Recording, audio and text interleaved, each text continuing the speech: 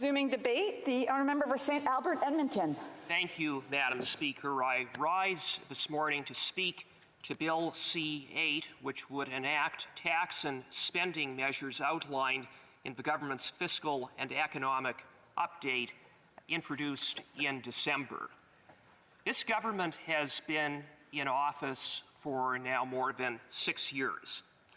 6 years in, and we have an inflation crisis, an affordability crisis, a supply chain crisis. This government has presided over massive deficits and massive debt, historical levels of debt. In 2 short years, this government has managed to double the national debt to a staggering $1.4 trillion. 40% of Canadians are living paycheck to paycheck, $200 away from insolvency. And for these same hardworking, everyday Canadians, they're being hit hard by this Liberal government. They're being hit hard in terms of their spending power being diminished as a result of 30-year high inflation, and they're being hit hard with Liberal tax hikes, including carbon tax and CPP tax hikes. Madam Speaker, after 6 years, that is the sad state of affairs in this country under the failed policies and failed leadership of this failed Prime Minister. And so, what has Bill C-8 done to address these significant challenges? Well, in short, Madam Speaker, very little. Instead, what it does is does what this government only knows how to do, and that is to spend and spend some more. Bill C-8 would provide a fire hose of $71 billion of new spending. That's on top of the nearly $600 billion of spending over the last 2 years, a third of which, by the way, is completely unrelated to COVID, as determined by the Parliamentary Budget Officer. How much is $71 billion? Well, to put it in some context, it is about 40% more than what this government provides the provinces in terms of health care spending in the way of the Canada Health Transfer.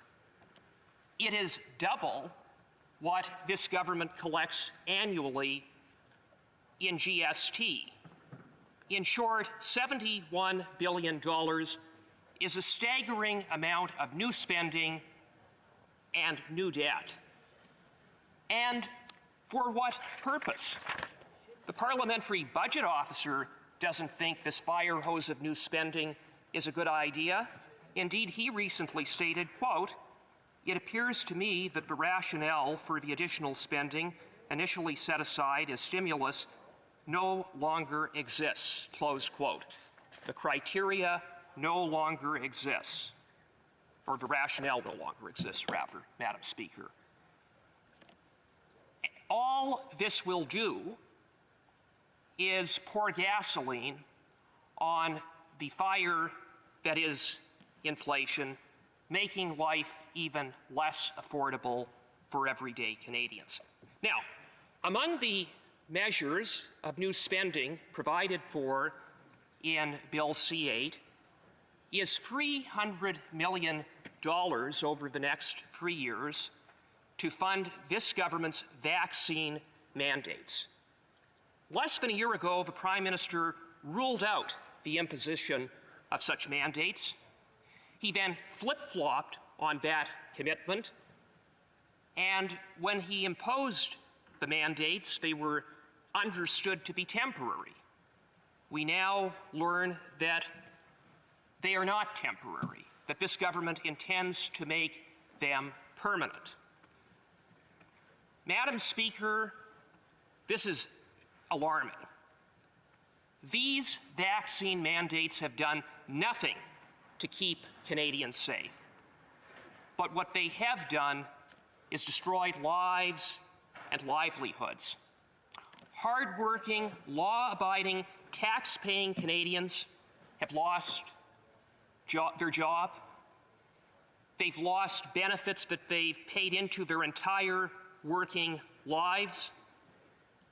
These same Canadians have had their mobility rights infringed upon, unable to get on an airplane or a train, inhibiting their ability to travel freely within Canada, never mind leaving the country. This in a free and democratic country. If one would have described this and what government is doing to fellow Canadians 2 short years ago, this in Canada, no one would have believed them. But here we are today.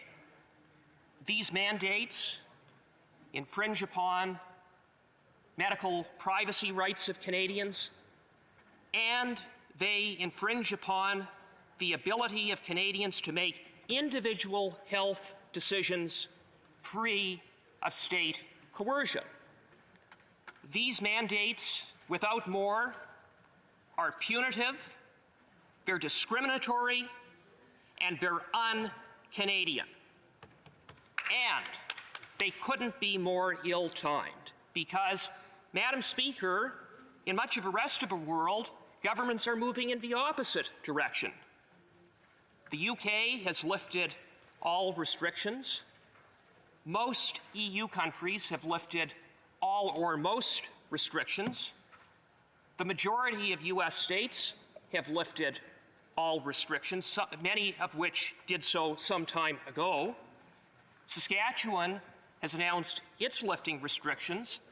Alberta is about to follow suit, but not this government under this Prime Minister. Instead, he's doubling down with new permanent mandates, and he's expanding mandates to the transportation sector that will do nothing more and are doing nothing more than to exacerbate the serious supply chain issues that we face. But you see, Madam Speaker, for this Prime Minister, it's not about science, it's not about data, it's not about keeping Canadians safe. What it is about is dividing Canadians for short-term political gain and using COVID as a pretext to vastly expand the size, scope, and control of government. Madam Speaker, it doesn't have to be this way. In much of the rest of the world, it isn't this way.